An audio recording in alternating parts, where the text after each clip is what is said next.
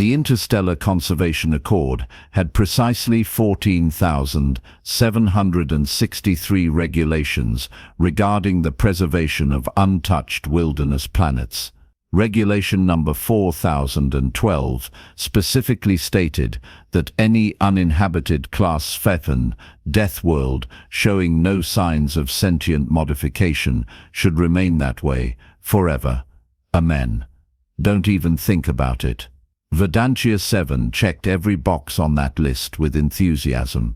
87% humidity at all times. Acid rain every third day like clockwork. Plant life that considered photosynthesis a secondary hobby after murder. The kind of place where evolution had gotten drunk, aggressive, and creative with the concept of survival of the fittest. So naturally, that's exactly where the Khazari survey ship decided to have a catastrophic engine failure. Commander Thex stood in what remained of the cargo bay, watching rain that could strip paint sizzle against the hull's emergency force field, and contemplated the cosmic joke that had become his life. His crew of 4 had survived the crash. All their survival supplies had survived. Even the emergency beacon had survived, cheerfully broadcasting their location to a rescue coordination center that would need approximately 6 months to cut through the bureaucratic nightmare of mounting a retrieval operation on a protected planet. They'd checked twice. The only thing that hadn't survived was his faith in a rational universe, because standing next to him, utterly unbothered by their situation, was Marcus Webb, human, contractor, and apparently clinically insane. Could be worse, Marcus said, staring out at the jungle that was definitely, actively trying to kill them. Something howled in the distance, the kind of sound that suggested teeth and poor life choices. Worse, the X's translator couldn't quite capture the 5-part harmonic of disbelief in his native language. We are stranded on a death world classified as hazard level maximum. The local flora produces toxins that cause respiratory failure in 16 known species. The fauna view anything with a circulatory system as a buffet, and we have 6 months until extraction. Yeah, but the ship didn't explode. Marcus shrugged. So you know. Silver linings. The Khazari had evolved on vast desert plains where danger was obvious, logical, and came at you in straight lines. Their survival instinct was simple: assess threat, calculate risk, minimize exposure. They'd already designed their survival protocol: fortify the ship's remaining structure into a bunker, ration supplies with mathematical precision, maintain the force field, and absolutely under no circumstances go outside more than absolutely necessary. Marcus listened to this plan with the expression of someone being explained a recipe for boiled cardboard. Right, he said, when Thex finished. So your plan is to sit in a metal box for half a year, eating protein paste, breathing recycled air, and going slowly insane from boredom. It is the logical approach to minimize casualties. It's also a great way to lose your mind. Marcus grabbed what looked like a machete from the tool rack and a collection bag. I'm going for a walk. The environment will kill you, Thex stated flatly. Probably not immediately, though. Marcus checked the blade's edge with his thumb, nodded with satisfaction, and headed for the airlock. I'll be back for dinner. Thex watched him go, then turned to his second officer, Krell, who was monitoring the external sensors. How long do you estimate until the human expires? Krell consulted his data pad. Given the toxicity levels, hostile fauna density, and his apparent disregard for basic safety protocols, 4 hours. 6 if he's lucky. Marcus made it back in 3 hours. He was carrying a bag full of seed pods, several vine samples that were still trying to strangle each other, and something that looked like a beetle the size of a dinner plate that he claimed was really neat actually. Look at the mandible structure. The Khazari stared. So Marcus said, dumping his collection on a cargo crate like a deranged botanist at show and tell. Good news and bad news. Bad news, pretty much everything out there wants to kill us. Good news, most of it is really poorly organized about it. This became Marcus's routine.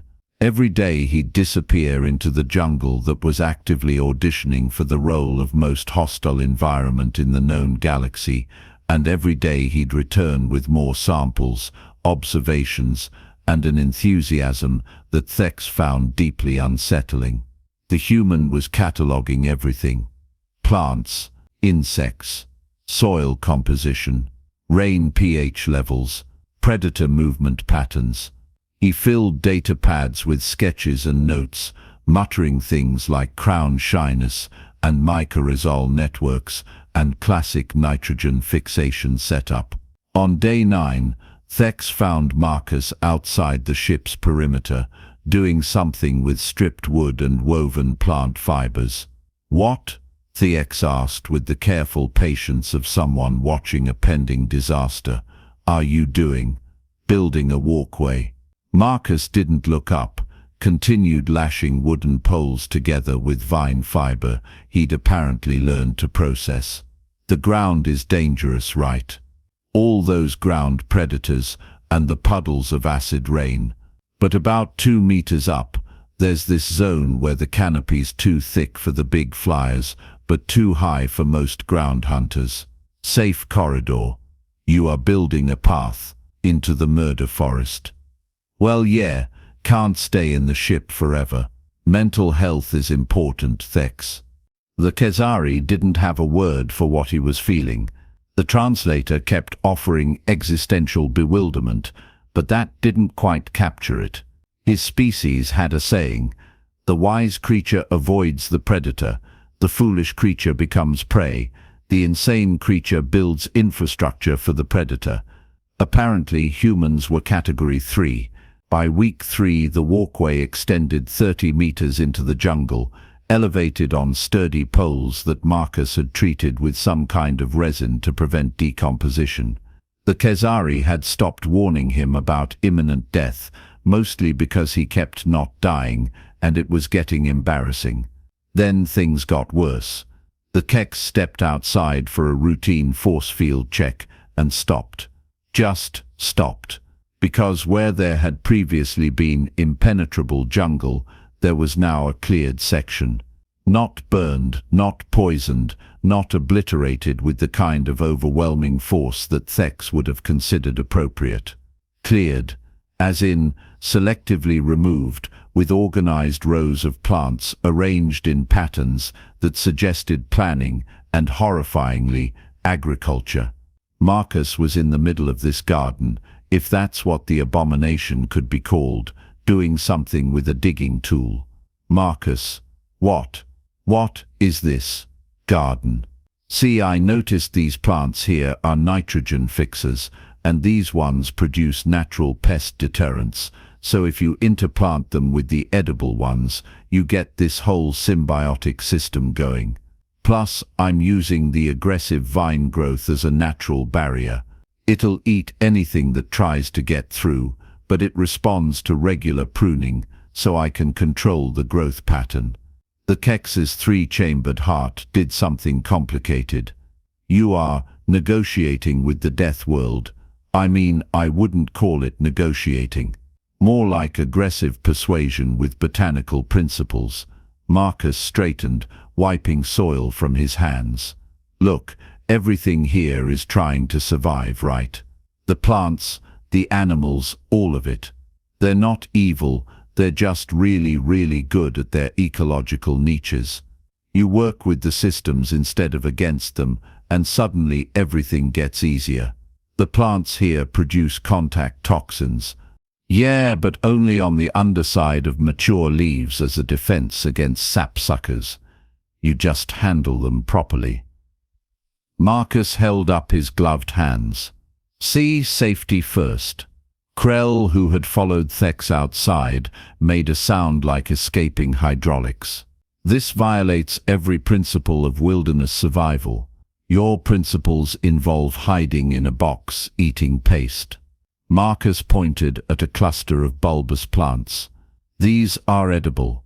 Taste like spicy potatoes. Already tested them, didn't die. You want fresh food, or you want to keep pretending that cowering is a survival strategy? The Khazari didn't answer, mostly because the spicy potato plants did look significantly more appealing than protein paste. But it was the principle of the thing. You didn't collaborate with death worlds. You endured them. You survived them through careful planning and risk avoidance. You absolutely did not garden them. Marcus apparently had not received this memo. By week 6, the walkway had become a network. It extended into the canopy itself now, connecting platforms that Marcus had constructed at strategic points. There were rain collectors made from broad leaves and salvaged ship materials. A composting system that somehow processed waste without attracting every predator for kilometers. Even a primitive irrigation setup that channeled water through carved bamboo-equivalent channels. The platforms had shelters. Actual shelters with roofs and walls and sleeping areas that didn't smell like recycled air and desperation. Marcus had even built individual spaces for each Khazari, with proper ventilation tailored to their respiratory needs. Thex found himself standing in one such shelter, looking out at the jungle canopy and having a small philosophical crisis. "You said you wanted to stay in the bunker," Marcus called from the next platform over, where he was installing some kind of pulley system. "What changed? This has better airflow," Thex admitted, which was true but also felt like defeat. "And visibility. For threat assessment, sure, threat assessment. Not because it's nicer up here where there's a breeze and you can see the sunset through the canopy. Khazari do not make decisions based on aesthetic preferences." "Right, of course not." Marcus grinned, that peculiar human expression that showed teeth but somehow didn't indicate aggression. Totally logical choice. The truth that Thex was avoiding was this: the human had made the death world less deadly. Not through force or technology or the overwhelming application of firepower that every rational species would consider. No, Marcus had done it through the most ridiculous method imaginable. He'd made friends with it. He'd learned its patterns, understood its systems, and then gently, persistently, annoyingly, convinced it to share space. The acid rain. Marcus had measured its pH, realized it was only dangerous to exposed skin, and built collection systems that neutralized it for irrigation. The predatory vines. He'd mapped their growth patterns and pruned them into living barriers that protected the settlement while still allowing the plants to thrive. The toxic spores released by certain flowers. He'd identified that they only released during specific temperature conditions and built the platforms to maximize airflow during those periods. He hadn't conquered the jungle. He'd joined it on carefully negotiated terms that involved a lot of pruning and selective weeding. Krell approached Thex one evening on the central platform, where Marcus had installed a cooking area that used solar concentration for heat. The human was preparing something that smelled significantly better than protein paste, using plants from his garden. "I have been analyzing the human's methodology," Krell said quietly, "and it is, objectively, working better than our protocols would have. I know, we have superior cognitive processing, more advanced risk assessment capabilities, centuries of accumulated survival data. I know. So why is the human, who evolved on a comparative paradise world, better at this than we are?" The X watched Marcus add something to his cooking pot, taste it, make a satisfied sound. "Because we were trying to survive the environment. He's trying to live in it. Those are apparently different things." The concept bothered Thex more than it should. The Khazari prided themselves on logic, on calculated survival. But Marcus had demonstrated something that didn't quite fit their equations. Humans didn't survive hostile environments by resisting them. They survived by making the environments less hostile, not through domination, but through this bizarre, persistent adaptation that looked like insanity right up until it worked. The human had domesticated a death world through gardening. The sentence didn't make sense, and yet here they were, living in a canopy village with fresh vegetables and running water, while their original survival plan gathered dust in the abandoned bunker that was now serving as storage. Week 10, Marcus completed his map of the jungle's seasonal patterns. He'd identified 3 distinct predator territories, 2 migration routes, and 17 different plant species with useful properties. The map was color-coded, cross-referenced, and disturbingly comprehensive for someone who'd supposedly just been taking walks. So Marcus said, presenting it to the crew during their evening meal on the main platform, "The big flyers migrate south starting next month. Means we'll have about 3 weeks of reduced aerial threats. Good time to expand the garden if anyone's interested in more variety." The X looked at his crew. They were healthier than they'd been in weeks. Better fed, better rested, and significantly less likely to go insane from being locked in a metal box. They'd started using the walkways, the shelters, even helping with garden maintenance. Not because they'd abandoned their principles, they told themselves, but because it was logically efficient to utilize available resources. Sure, that was definitely why. The human has a point, the X admitted, and felt something in his worldview crack just a little. Expanded food production would improve long-term sustainability. Marcus's grin could have powered the ship's backup generators. "See, knew you'd come around. I'm thinking we put in some of those tuber things near the western platform," and maybe a roar from the jungle interrupted him. Something big, something that made the platforms shake. "What?" Krell asked with forced calm. "Was that?" Marcus checked his notes. "Oh, that's just Gerald. He's an apex predator, about 4 meters tall, mostly hunts at night in the eastern quadrant. He'll calm down in a minute. He just likes to announce himself." "You named the apex predator." "Well, yeah, seems rude not to. He's been leaving the settlement alone since I started leaving scraps at the territory boundary. Easier than fighting."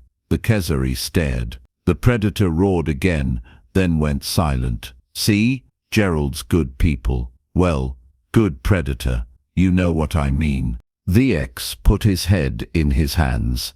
His species had been wrong about everything. Humans weren't insane. They were something far more dangerous. They were optimistic. They looked at a hostile universe and thought, but what if we could make it less hostile, and then just did it? Through sheer stubborn persistence and a concerning lack of proper self-preservation instinct. Week 20 arrived with the rescue ship, right on bureaucratic schedule. The crew arrived expecting to find survivors in emergency conditions, possibly traumatized, certainly ready to evacuate immediately. Instead, they found a thriving canopy village complete with irrigation systems, cultivated gardens, and what appeared to be a recreational swing between 2 platforms. The rescue captain, a Vorgath with impressive credentials and zero context for what he was seeing, stood on the main platform and just looked around.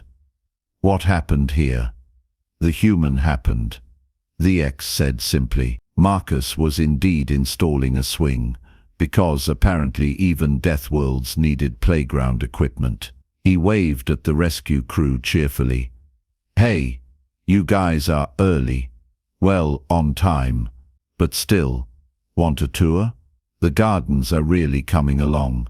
We're here to evacuate you from a protected wilderness planet," the captain said carefully. "Yeah, I figured. Just give me a minute to finish this. Safety rope's important. Don't want anyone falling." Marcus tied off a knot, tested the swing's weight capacity, and nodded with satisfaction. There. Next group of idiots who crash here will appreciate it. The captain blinked. All three eyes. Next group. Well, yeah. The infrastructure's all here now. Walkways are solid, should last decades if they're maintained. Gardens are self-sustaining if someone harvests regularly.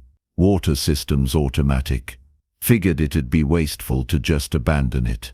Marcus grabbed his bag of personal belongings, which seemed to mostly contain plant samples and notes. Ready when you are. The Khazari crew gathered their own things in silence. They'd have to report this, obviously. File papers about the modifications to a protected planet. There would be hearings, probably fines, definitely a lot of very pointed questions about how they'd survived so comfortably.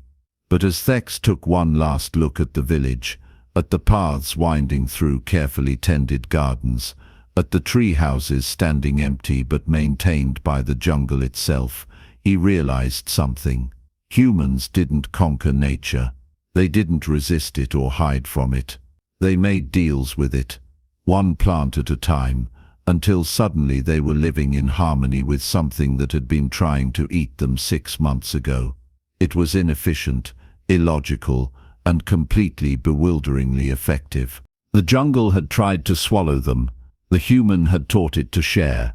6 months later, Verdantia 7 remained officially classified as a restricted death world. The regulations hadn't changed. The danger level was still maximum. Nothing about the planet's status had been altered in any way. But somewhere in the canopy, walkways wound through the murder jungle. Gardens grew in neat rows, companion plants supporting each other in careful symbiosis. A treehouse village stood empty, its rain collectors still functioning, its irrigation channels still flowing. The jungle had absorbed the settlement into its ecosystem, maintained it like it maintained everything else that proved useful for survival. And if occasionally, researchers monitoring the planet's protected status noticed strange geometric patterns in the canopy, or wondered about the suspiciously organized plant growth in one particular sector, well, some mysteries weren't worth solving. Some questions didn't need answers. Besides, the next ship that crashed there would probably appreciate the infrastructure. Humans, the galaxy was slowly learning, didn't survive in spite of the universe's hostility. They survived because they were just stubborn enough to make the universe a little less hostile, one garden at a time. It was inefficient, illogical, and absolutely undeniably human. And somewhere, on a protected death world that wasn't supposed to have any signs of modification, a swing moved gently in the breeze between two platforms, waiting for someone to appreciate the view.